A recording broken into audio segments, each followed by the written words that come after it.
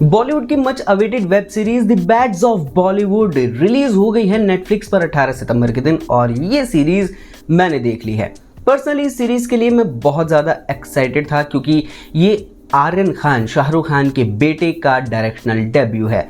बॉलीवुड में हमने देखा है कि जितने भी सेलिब्रिटीज़ हैं, प्रोड्यूसर, एक्टर, डायरेक्टर, इन सभी के बच्चे जो हैं वो मोस्ट प्रोबेबली एक्टर ही बनते हैं, उस ही राह को चुनते हैं। लेकिन आर्यन खान ने यहाँ पर जो है डिफरेंट पाथ चुना, उन्होंने डायरेक्शन को चुना और क्रिएट की द बैड्स ऑफ बॉलीवुड जैसी वेब सीरीज। ये सीरीज कैसी है, कैसी नहीं है, इसके बारे में तो मैं बात करूंगा ही।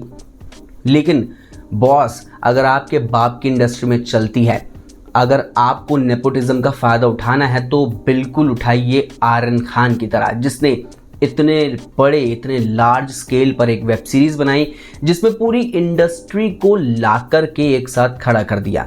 तो इसके लिए तो हैट्स ऑफ है आर्यन खान को। लेकिन क्या ये सीरीज़ उन्होंने ऐसी बना दी है कि आपको ये सीरीज़ देखनी चाहिए या नहीं? क्या ये सीरीज़ आपका टाइम डिज़र्व करती है? तो चलिए रिव्यू करते हैं द बैड्स ऑफ बॉलीवुड का।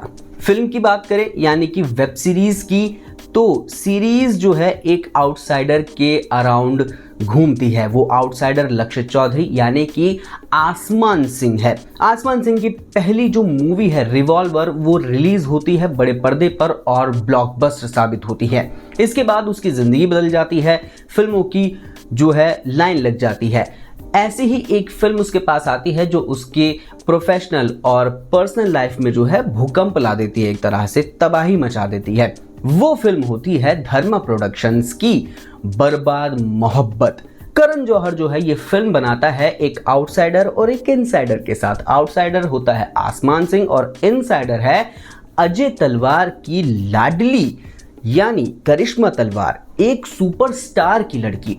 और वो अजय तलवार द सुपरस्टार का कैरेक्टर प्ले किया है लॉर्ड बॉबी देओल ने। तो जब इन दोनों को ये फिल्म मिलती है, इसके बाद शुरू होती है असली सीरीज, क्योंकि इसमें जो सुपरस्टार अजय तलवार है वो नहीं चाहते कि उसकी लाडली का जो डेब्यू है एक्टिंग का वो एक आउटसाइडर के साथ हो। ये तो स्टार्टिंग में हमें देखने को मिलता है। 7 एपिसोड लंबी ये सीरीज जो है एक फिल्म के अराउंड पूरी तरह से घूमती रहती है। वो फिल्म की जो पूरी मतलब जो गले की हड्डी होती है ना सभी के, वो एक धर्मा प्रोडक्शंस की मूवी बन जाती है। और वो क्यों बनती है ये जब आप सीरीज देखेंगे तो आपको पता चल जाएगा, क्योंकि जो इस सीरीज का क्लाइमैक्स है वो कुछ ऐसा है जो आपके होश उड़ा सकता है। लेकिन क्लाइमैक्स में आपको वही देखने को मिलेगा, वही रिपीट बॉलीवुड का मेलोड्रामा, बट क्लाइमैक्स बहुत अच्छा है। और जिस तरह से लास्ट में एकदम रोलर कोस्टर राइड पर आपको बिठा देती है ये सीरीज और पूरी तरह से जो है आपको एंजॉय कराती है। लेकिन एक चीज़ का ख्याल रखिएगा, लॉजिक नहीं लगाना है, इसका इस्तेमाल नहीं करना है। आर्यन खान ने भी नहीं किया है, क्योंकि ये सिर्फ आपको एंटरटेन करने के लिए ये सीरीज़ बनाई गई है। इसका मोटिव ये नहीं है कि बॉलीवुड की सच्चाई आपके सामने दिखा दी है, पर्दाफाश कर दिया है। हाँ, इस सीरीज़ को आप एक पैरोडी मान सकते हैं कि हाँ भाई बॉलीवुड को जो है थोड़ा एक्सपोज करने की कोशिश यहाँ कर रहे थे आर्यन खान। परफॉर्मेंस की बात कर लेते हैं। लक्ष्य चौधरी एज आसमान सिंह बहुत अमेजिंग थे, बहुत अच्छा उन्होंने काम किया। उनके फ्रेंड राघव जुएल परवेज, उन्होंने भी बहुत अच्छा काम किया, उनकी भी कॉमिक टाइमिंग ज़बरदस्त थी। लॉर्ड बॉबी के बारे में तो क्या ही कहना, लीडिंग लेडी यानी कि सहीर बम्बा जो है वो भी बहुत अमेजिंग नज़र आई, उन्होंने भी बहुत अच्छे से जो है पोर्ट्रे किया एक सुपरस्टार की लाडली का। बाकी सपोर्टिंग कास्ट भी बढ़िया थी। मनोज पावा ने रॉक कर दिया, एकदम पंजाबी आदमी लग रहे हैं वो इस सीरीज़ में। लेकिन एक कैरेक्टर जिसका पोटेंशियल बॉलीवुड अब तक पहचान नहीं पाया, लेकिन वो आर्यन खान ने पहचाना, वो है रजत बेदी। जलद सक्सेना का रोल उन्होंने प्ले किया है और उनकी कॉमिक टाइमिंग इतनी अच्छी होगी ये मैंने नहीं सोचा था। इस बंदे का पोटेंशियल आर्यन खान नहीं पहचाना है, वरना इंडस्ट्री से ये कितने साल पहले गायब हो गया था एक्टर। तो अच्छी बात है, कई आउटसाइडर्स को इस सीरीज में मौका मिला है। बहुत सारे इस सीरीज में हमें कैमियोज देखने को मिलते हैं। शाहरुख खान, सलमान खान, आमिर खान, एस राजामौली, रणवीर सिंह, करण जौहर, अरशद वारसी, इमरान हाशमी।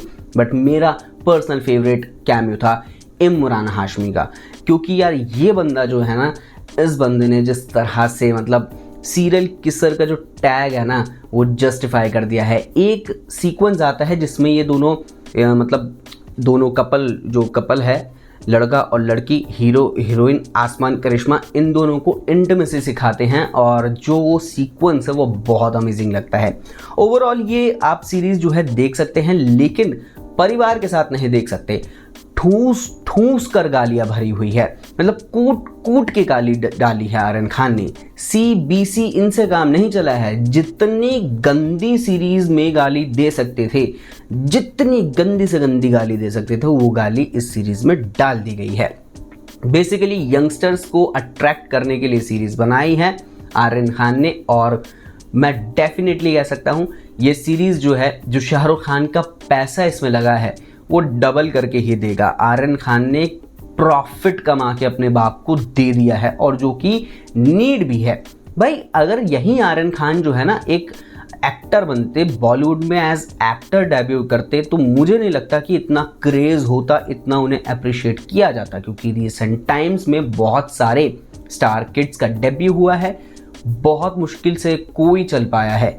लेकिन आर्यन खान ने एज डायरेक्टर शायद बॉलीवुड में अब अपनी पहचान बना ली होगी, और उन्हें आगे भी कई सारे प्रोजेक्ट्स मिलने वाले हैं। तो ओवरऑल ये एक अच्छी खासी वेब सीरीज है, जब आप देखेंगे आप डेफिनेटली एंटरटेन होंगे। लेकिन ये याद रखना है कि आपको अपना दिमाग लड़ाना नहीं है कि यार ये कैसे हो सकता है या वो कैसे हो सकता है। बस ऐसा सोचिए कि आपने नेटफ्लिक्स खोला, आपने सीरीज़ देखी, आप रिलैक्स हो गए, बात ख़त्म। तो अगर आपको ये वीडियो पसंद आई हो तो इसे लाइक एंड शेयर ज़रूर करना, भले ही आप द बैड्स ऑफ बॉलीवुड देखें या ना देखें, और साथ साथ में हमारे चैनल योर क्रिएटर्स को भी सब्सक्राइब करना।